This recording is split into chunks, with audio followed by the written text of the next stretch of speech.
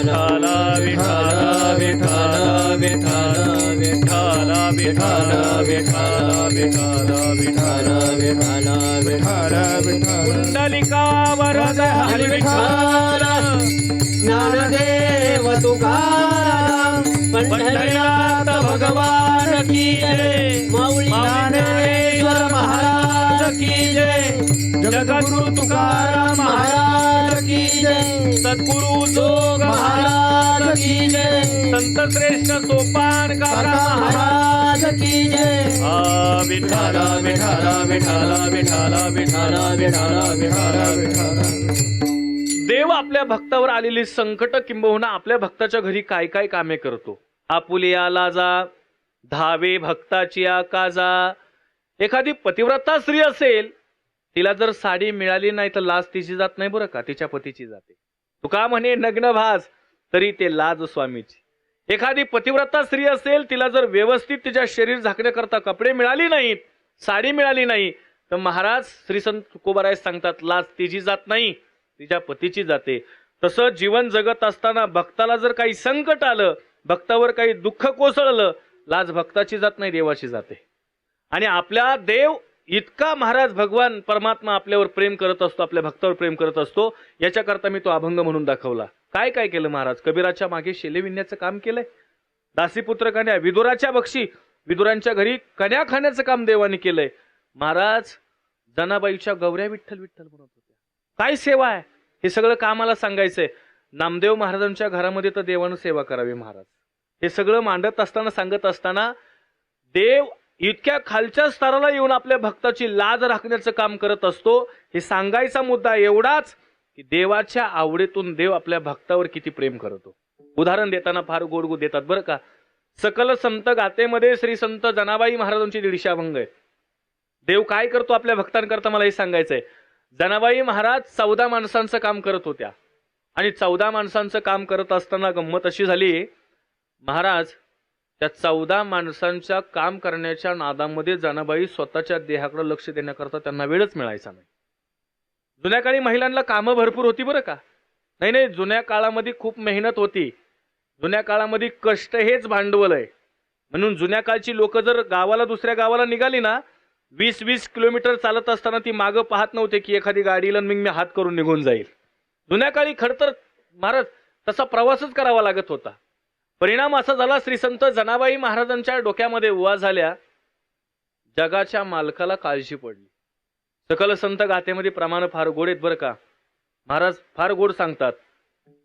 बुचडा हाती सोडी उवा मारी तसे तातडी, जनी डोईने पेटली विठाबाई धावणली. महाराज जगाच्या मालकाला हे कळाल्याबरोबर एका स्त्रीचं रूप धारण केलं, जनाबाईंच्या वाड्यामध्ये आला आणि महाराज स्वतः जनाबाईंकरता गरम पाणी स्नानाकरता ठेवलं. गरम पाणी झाल्याच्या नंतर भाजेल, चटके बसतील म्हणून चंद्रबगेमध्ये जावं आणि विसाना करता पाणी घेऊन यावं. जनी बैसली नाह्याला पाणी नाही विसानाला. केवढं देवाने आपल्या भक्ताकरता काम केलंय. हे सगळे मला मुद्दे याच्याकरता मांडायचे. हे सगळं मांडत असताना देवानी लाज नाही बाळगली. हे सगळं मांडत असताना महाराज आपल्या जनाबाईंची सेवा करण्याची भूमिका देवाची आहे. जनाबाई महाराजांना स्नान घातलं, जनाबाईंच्या समोर जनाबाई महाराजांना असं समोर बसवलं आणि समोर बसवल्याच्या नंतर जनाबाई महाराजांचा बुचडा सोडला.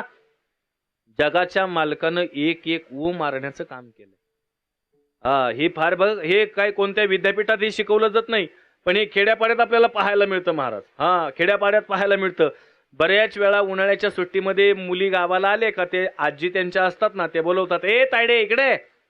आणि मग ती आजी बोलवणार, त्या तायडीला अशी पुढ्यात बसवणार आणि मग ती आजी तिच्या डोक्यातली एक एक ऊ मारायचे काम करतात.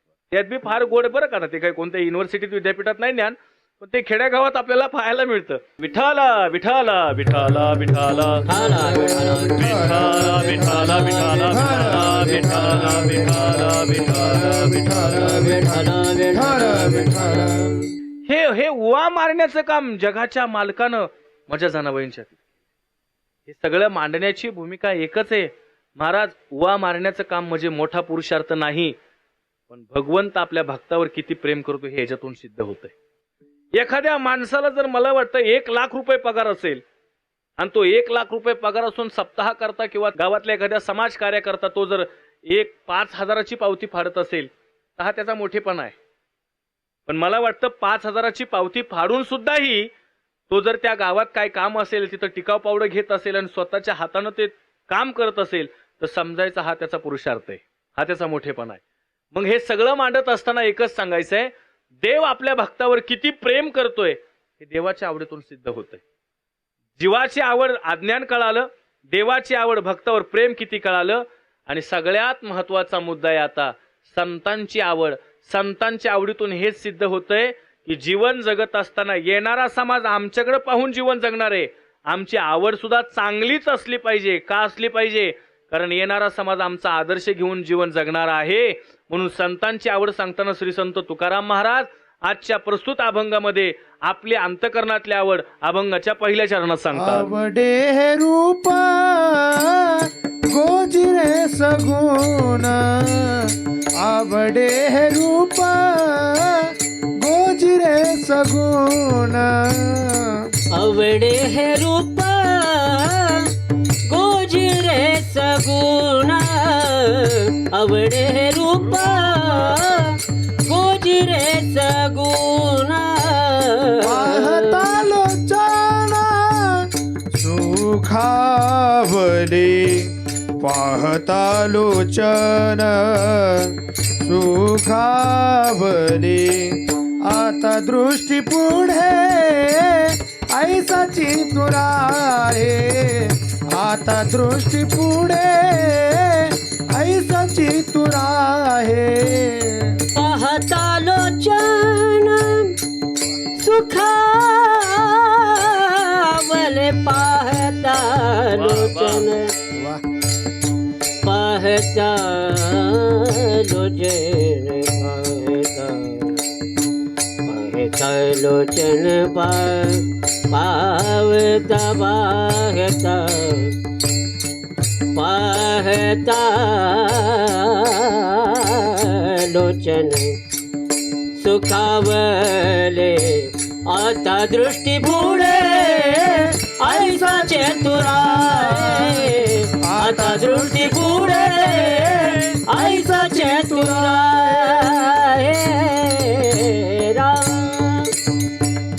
प्रस्तुत अभंगामध्ये तुकोबाराय आपल्या अंतकरणातली आवड व्यक्त करतायत.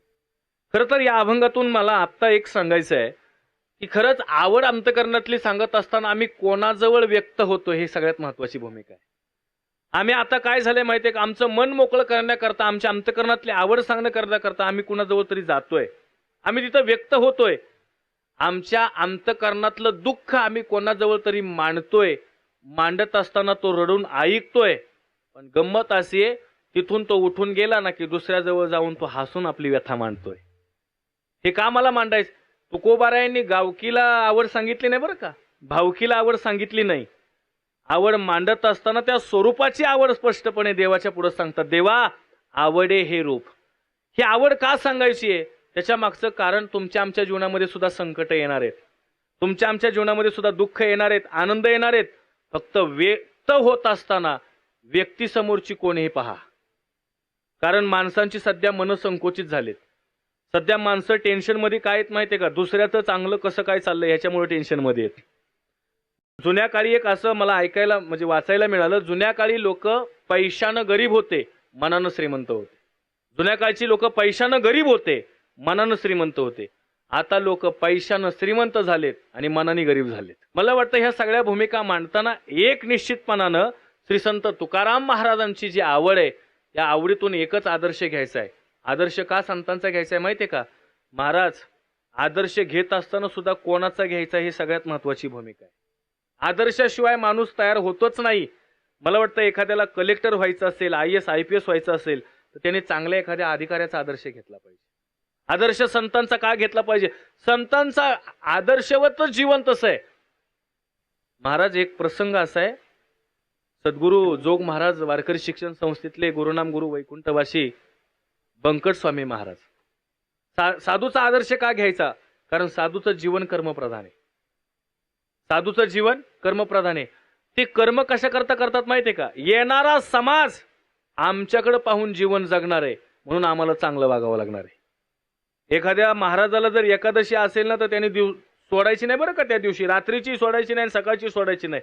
त्यांनी एकादशी सोडली हे जर गावातल्या लोकांना कळलं की दुपारी लोक जेवायला बसलेच.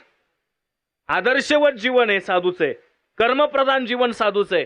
हे सगळं मांडत असताना महाराज ज्ञानोबारायांना वारी करण्याची गरज नव्हती, माझ्या तुकोबारायांना वारी करण्याची गरज नव्हती. कारण महाविष्णूचा अवतार सखा माझा ज्ञानेश्वर, म्हणजे ज्ञानेश्वर महाराजांना वारी करण्याची गरज नाही. साक्षात भगवान विष्णू हे ज्ञानेश्वर महाराज हे अवतार आहेत. म्हणे रामेश्वर भट्ट द्विजा, तुका विष्णू नाही तुझ्या, पण तरी सुद्धा ते म्हणतात काय, जव हे सकळ सिद्ध आहे, जव हे सकळ सिद्ध आहे, हात चालवया पाये, हात चालवया पाये, तव तू आपुले स्वहित पाहे, तव तू आपुले स्वहित पाहे, तीर्थयात्रे जाय चुकू नको, जव काळासे दूरी ठेला, जव काळासे दूरी ठेला, तीर्थयात्रेला चुकू नको, जव काळाचे दूरी नेला, जव काळाचे दूरी नेला.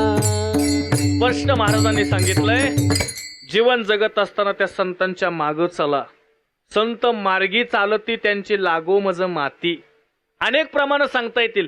ज्ञानेश्वर महाराज सुद्धा सांगतात, अवघाची संसार सुखाचा करीन, आनंदे भरीन तिन्ही लोक, जाईन गे माहेर तया पंढरपुरा, भेटे ना माहेरा आपुलिया. फार गोड विषय आहे. स्त्रीला माहेर आहे बरं का, पण पुरुषाला माहेर आहे का, वारकऱ्याला माहेर आहे का? याचं उत्तर आमच्या श्रीगुरूंनी सांगितलंय. वारकऱ्याला माहेर आहे, त्या माहेराचं नाव आहे पंढरपूर. त्या माहेराचं नाव आहे पंढरपूर. का पंढरपूरला गेलं पाहिजे हो, का संतांच्या मागं चाललं पाहिजे हो? त्याच्या मागचं कारण सांगत असताना असं सांगितलंय, महाराज जीवन जगत असताना कुणाला सत्तेचा अभिमान आहे, कुणाला सौंदर्याचा अभिमान आहे, कुणाला कलेचा अभिमान आहे, कुणाला पदाचा अभिमान आहे, कुणाला प्रतिष्ठेचा अभिमान आहे. हे सगळे अभिमान जिथं गळून पडतात त्याचं नाव पंढरपूर आहे. म्हणून पंढरपूरला गेलं पाहिजे, वारकरी झालं पाहिजे. हे सगळे मांडत असताना ज्ञानेश्वर महाराजांचा आदर्श का घ्या, तुकाराम महाराजांचा आदर्श का घ्या, त्याच्या मागचं कारण आहे, आदर्शाशिवाय माणसाचं जीवन घडतच नाही. म्हणून जीवन जगत असताना आदर्श चांगल्यांचा घ्या. का घ्या, तर त्याच्या मागचं कारण एवढंच सांगायचंय. श्री संत तुकाराम महाराज म्हणतात, मी वारी करण्याच्या मागची भूमिका, येणारा समाज माझ्याकडे पाहून जीवन जगतोय. हो महाराज, का वारी करायची, कशा करता वारीला गेलं पाहिजे, का संतांच्या मागं चाललं पाहिजे, याचं उत्तर देताना महिपती महाराजांनी फार गोड दिले बरं का. कायिक, वाचिक आणि मानसिक ही तिन्ही तप घडण्याचं ठिकाण म्हणजे पंढरपूरची पायवारी आहे. अजून सोपं करून सांगायचं झालं तर त्या पायवारीमध्ये कोणाविषयी अंतकरणामध्ये द्वेष, मत्सर येतच नाही. एकमेव वारी, एकमेव पंढरपूरची पायवारी आहे. आणि म्हणून हे सगळं मांडत असताना महिपती महाराजांची ओवी फार गोड आहे. कायिक, वाचिक, मानसिक तपे आचारिता स्वाभाविक, षडवैरी जिंकोनी देख, शांती सुख पावला. तुम्हाला आम्हाला सुखापर्यंत प्राप्त व्हावं असं वाटत असेल तर निश्चितपणानं आम्ही ते केलं पाहिजे. विठाला विठाला विठाला विठ्ठल विठ्ठल विठ्ठल विठ्ठल विठ्ठल विठ्ठल विठ्ठल विठ्ठल विठ्ठल विठ्ठल विठ्ठल विठ्ठल विठ्ठल विठ्ठल विठ्ठल विठ्ठल विठ्ठल. आणि मग हे सगळं मांडत असताना महाराज सांगतात, माझ्या अंतकरणातली आवड आहे. हे आवड मांडत असताना साधूचं जीवन कर्मप्रधाने आम्ही आदर्श घेतला पाहिजे, याच्यावर मी चिंतन मांडतोय. गुरुनाम गुरु बंकट स्वामी महाराज यांच्या जीवनामध्ये अत्यंत गोड विषय चरित्रामध्ये, त्यांचा काकडा ऐकण्याकरता सकाळी 3 मजले भरायचे पंढरपुरामध्ये. त्यांचा काकडा ऐकण्याकरता स्वतः बालगंधर्व जायचे.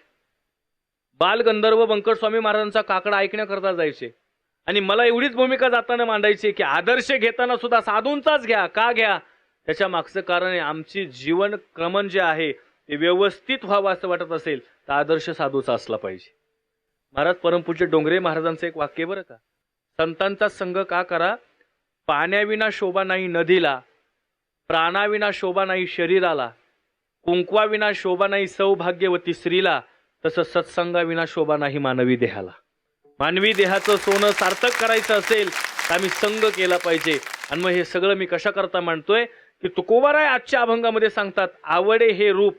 आता थोडासा जर विचार केला तर महाराज पांडुरंग परमात्म्याचं आपण दर्शन घेतलं तर पांडुरंग परमात्म्याचा रंग हा काळा आहे.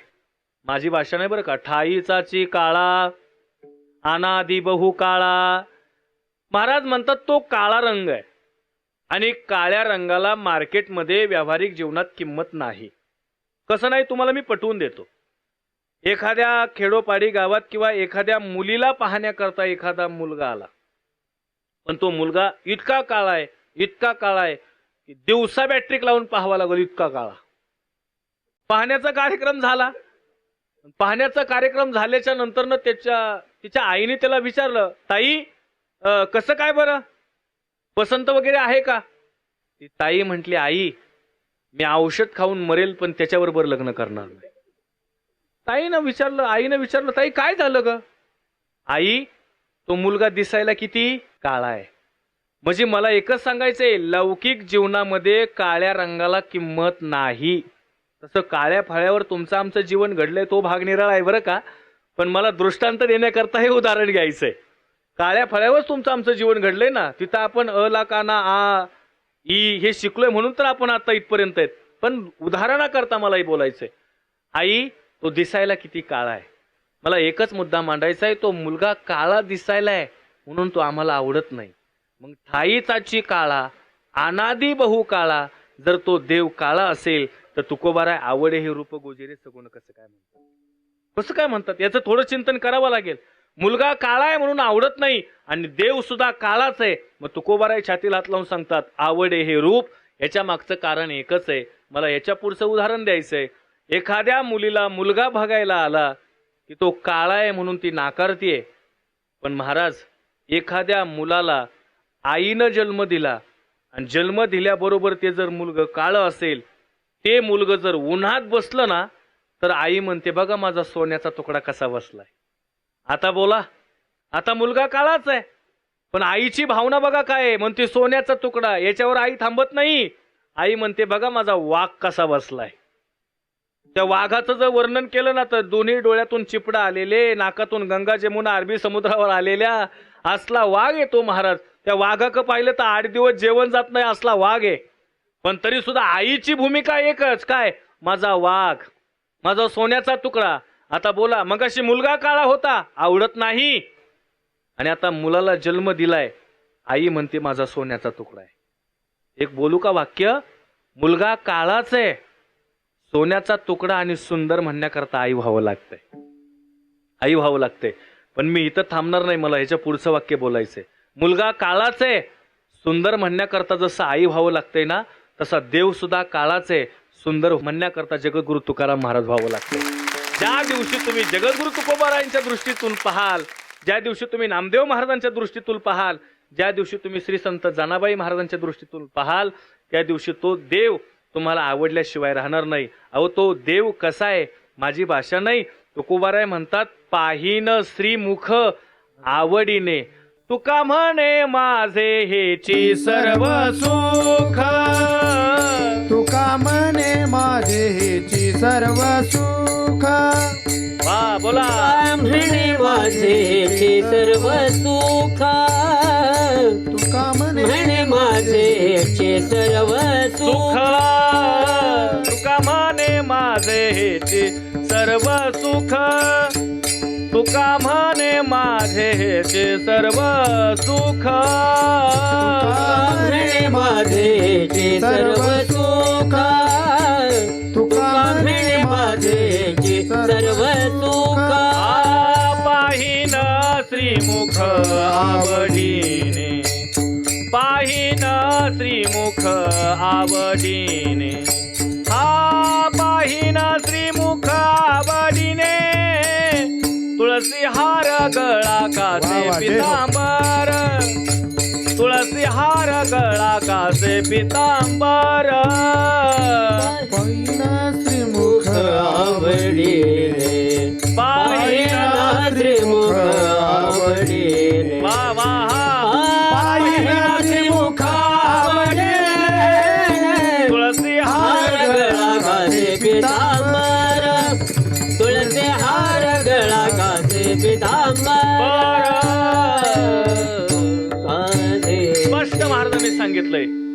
महाराज म्हणतात तुका म्हणे माझे हेची सर्व सुख पाहिन श्रीमुख आवडीने. आवडे हे रूप मला मांडायचंय. ते रूप कसं आहे? सुंदर ते ध्यान उभे विठेवरी करकटावरी ठेवोनिया. ते रूप कसं आहे? तुझी निढाली कोटी चंद्र प्रकाश, तुझी निढाली कोटी चंद्र प्रकाश, तुझी निडाळी कोटी चंद्र प्रकाशे, तुझी निडाळी कोटी चंद्र प्रकाशे. कमल नयन हर्ष वदन कमला नयन हास्य वदन हास्य. हलकारे कृष्ण डोलकारे, हलकारे कृष्ण डोलकारे, हालकारे कृष्ण डोलकारे, हालकारे कृष्ण डोलकारे. उभारा होनिया कैसा, उभारा होनिया कैसा हालवितो बाहो, उभारा होनिया कैसा, उभारा राहुनिया कैसा, उभारा होनिया कैसा हलवितो बाहो, उभारा होनिया कैसा. बाप रखमा देवी वरून विठ्ठलुना हो, बाप रखमा देवी वरून विठ्ठलुना हो. हालकारे कृष्ण, हालकारे कृष्ण डोलकारे, हालकारे कृष्ण. कारे कृष्ण डोलकारे, हलकारे कृष्ण डोलकार. सगळ्या संतांची प्रमाण देवाविषयी बोलता नाहीत. मला मुद्दा फक्त एवढाच मांडायचा की देव किती सुंदर आहे. आणि त्या सुंदरतेचं बोलत असताना महाराजांनी जे चिंतन केलंय की देवा ते तुझं स्वरूप, ते तुझं रूप मला आवडतंय. देवाचं रूपच तसं पाहण्यासारखं बरं का. तुमची आमची रूप पाहण्यासारखी नाही. आपली रूप एवढी गचाळ आहेत की काय बोलायचं नाही. त्याचं वर्णन बी करायला नको महाराज. देवाचं योगी या दुर्लभ तोम्या देखिला साजनी, योगी या दुर्लभ तोम्या देखिला साजनी. योगी दुर्लभ तोम्या देखिला साजनी, योगी दुर्लभ तोम्या देखिला साजनी. पाहता पाहता मना न पुरे धनी, पाहता पाहता मना न पुरे ध्यानी.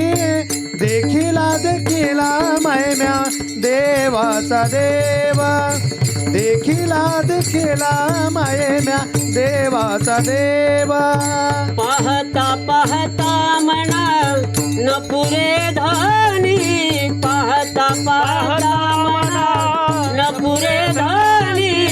देखिला देखिला महिम्या देवाचा देव, देखिला देखिला महिम्या देवाचा देव, देवाचा देव, देवाचा देव. सगळी भूमिका मांडत असताना देव सुंदर किती आहे.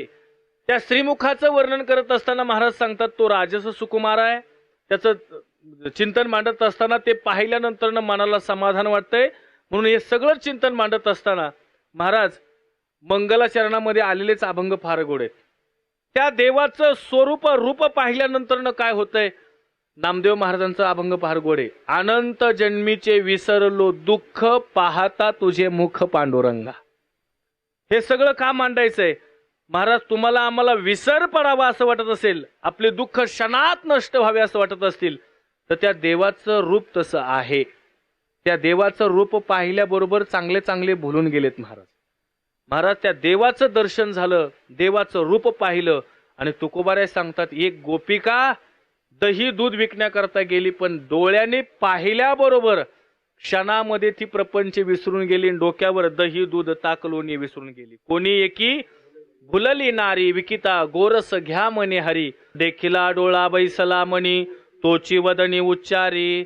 महाराज देवाचं दर्शन झाल्याबरोबर ती भुलली बरं का. आता माणसं भुलणारी भरपूर आहेत, पण काही काही व्यसनाला भुललेत, काही काही फॅशनला भुललेत, आणि काही न कळणच आपण कशात भुललोय ते. देवाचं दर्शन झाल्यानंतर न भुलणाऱ्या गोपिका आहेत, भुलणारे संत आहेत, भुलणारे देव आहेत, कारण त्या देवाचं स्वरूप तेवढं गोड आहे. याच्यावर उदाहरण देताना फार गोड देतात महाराज. एक गोपिका, एक गवळण, डोक्यावर दही दूध ताक लोणी घेऊन चालली, पण महाराज ती काय म्हणते, गोविंदो घ्या, कोणी दामोदर घ्या. कशामुळं? देखिला डोळा बैसला मनी, तोची वदनी उच्चारी.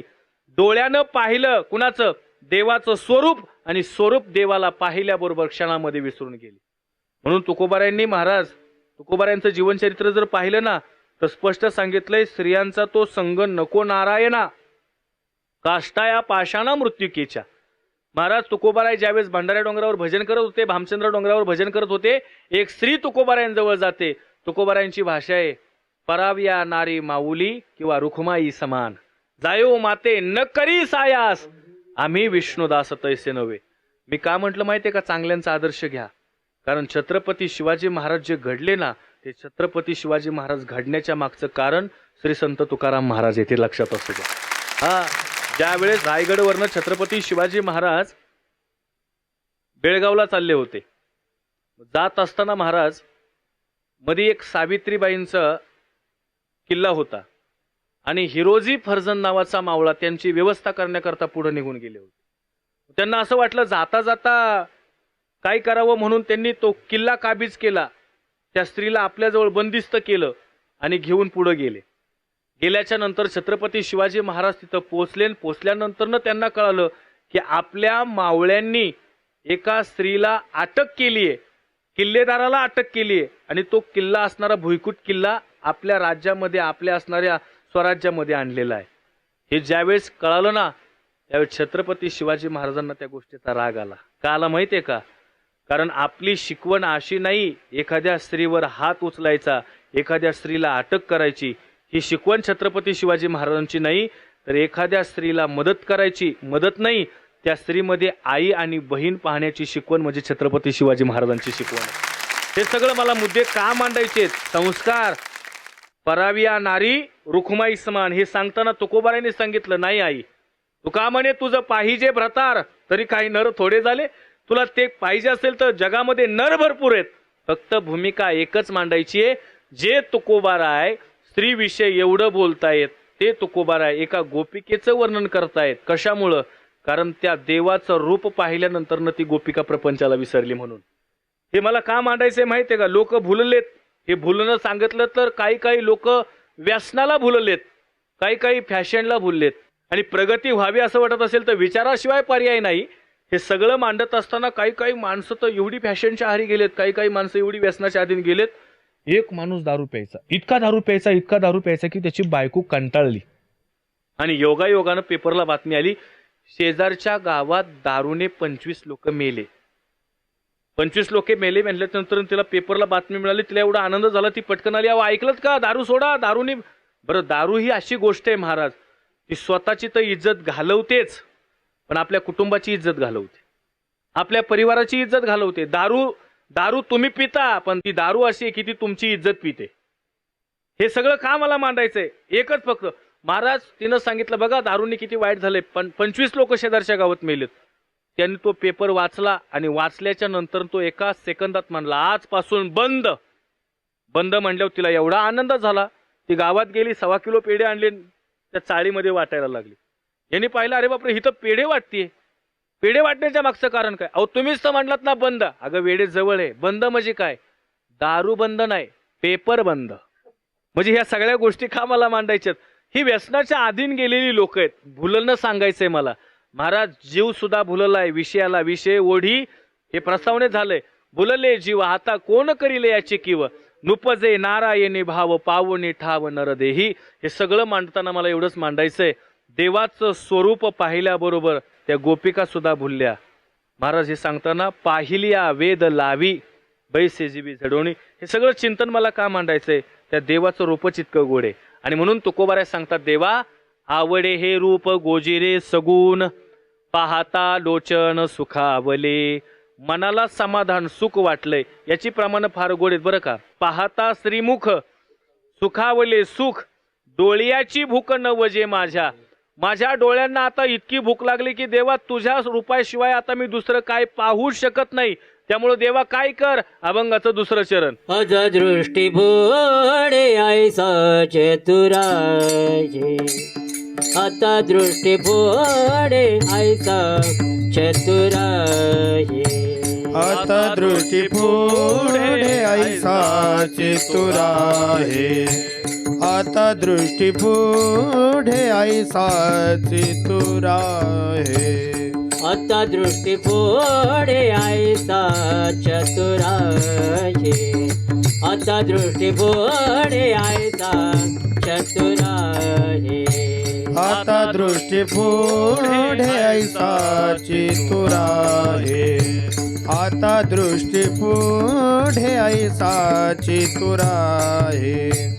जो मी तुझा पाहे पांडुरंगा पांडुरंगा,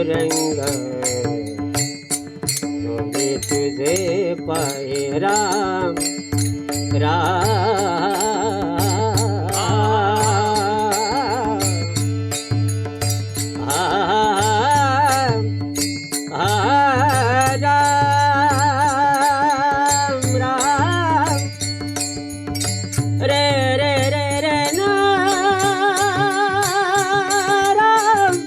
जय हो.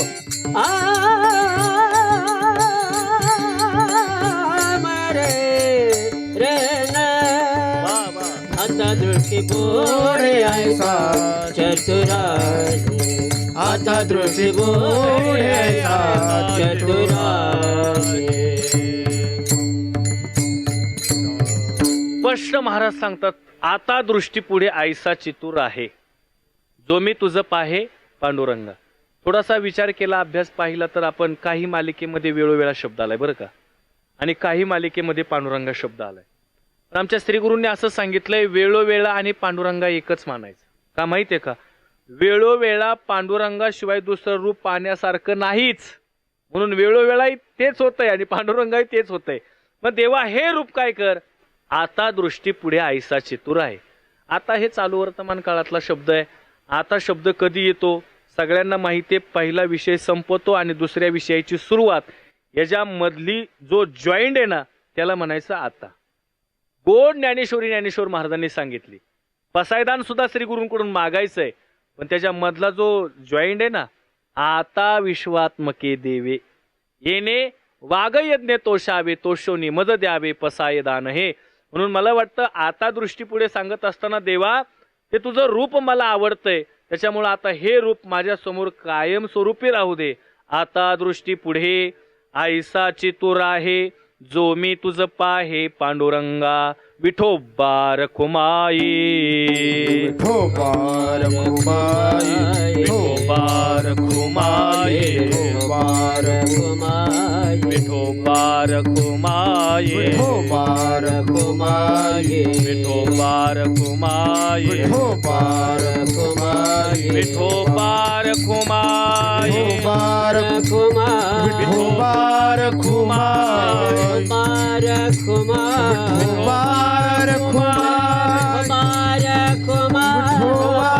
रखुमाई, विठोबा रखुमाई, विठोबा रखुमाई, विठोबा रखुमाई, विठोबा रखुमाई, विठोबा रखुमाई, विठोबा रखुमाई, विठोबा रखुमाई, कालिका वरदा हरी विठ्ठल श्री ज्ञानदेव तुकाराम पंढरीनाथ भगवान की, माऊली ज्ञानेश्वर महाराज की, जगद्गुरु तुकाराम महाराज की, सद्गुरु जोग महाराज की, श्री संत सोपान काका महाराज की, श्री संत रखुमाई, विठोबा रखुमाई, विठोबा रखुमाई, विठोबा रखुमाई.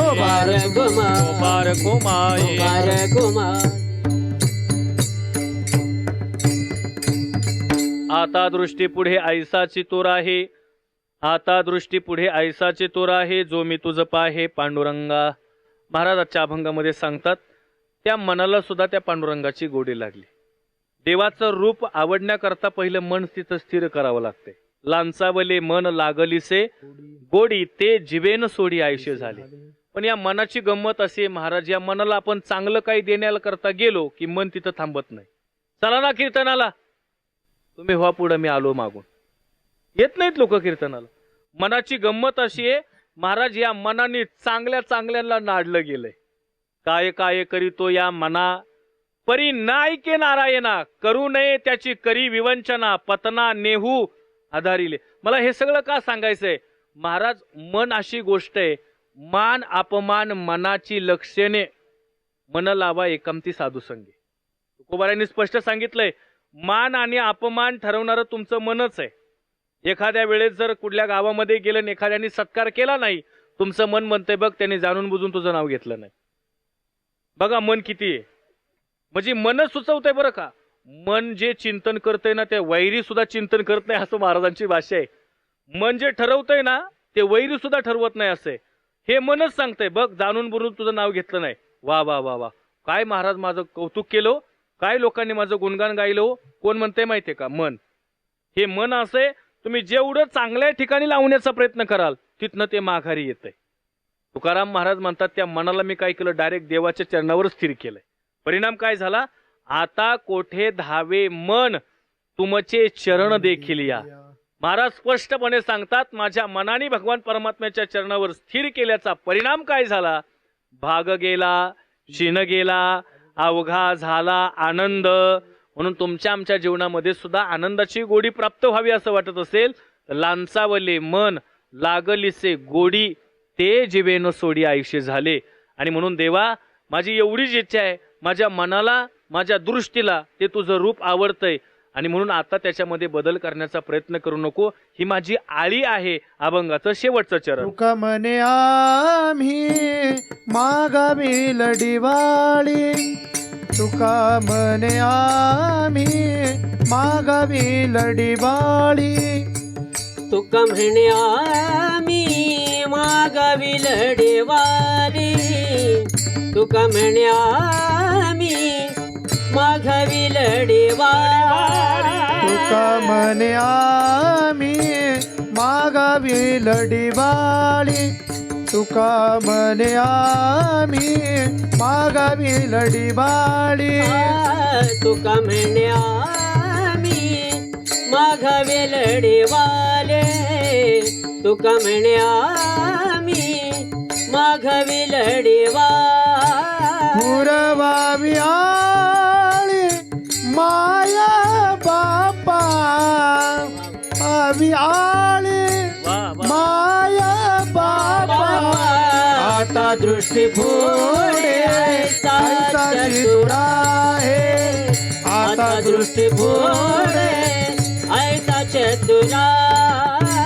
जो मी तुझ पाहे पांडुरंगा,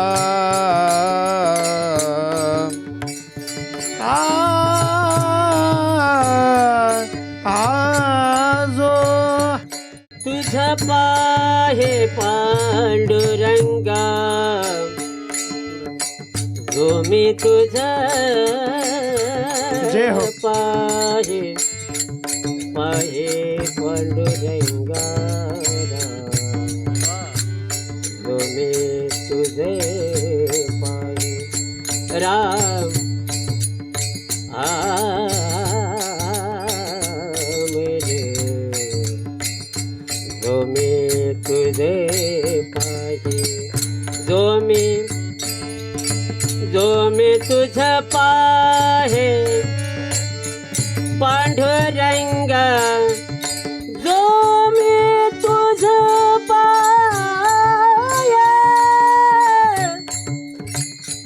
पांडुरंगा,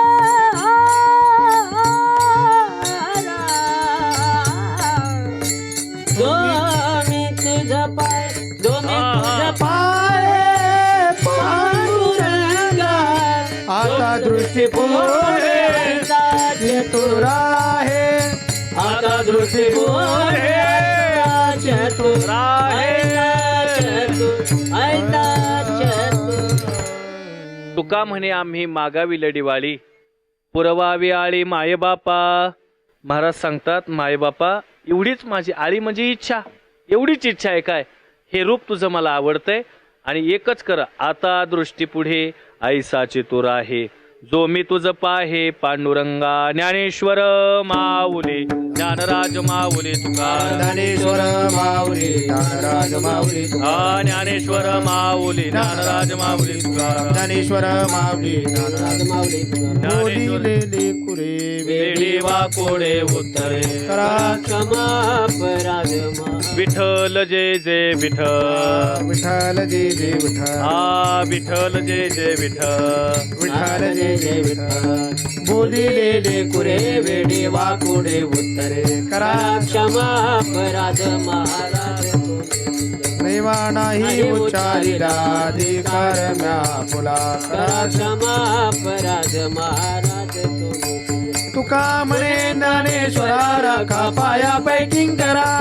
क्षमा अपराध महाराज तुम्ही ज्ञानदेव तुकाराम देव तुकाराम ज्ञानदेव तुकाराम देव तुकाराम ज्ञानदेव तुकाराम देव तुकाराम तुकाराम तुकाराम तुकाराम तुकाराम तुकाराम तुकाराम तुकाराम तुकाराम तुकाराम तुकाराम पुंडलिक वरदार विठ्ठल श्री ज्ञानदेव तुकाराम पंढरीनाथ भगवान की जय. माऊली ज्ञानेश्वर महाराज की जय.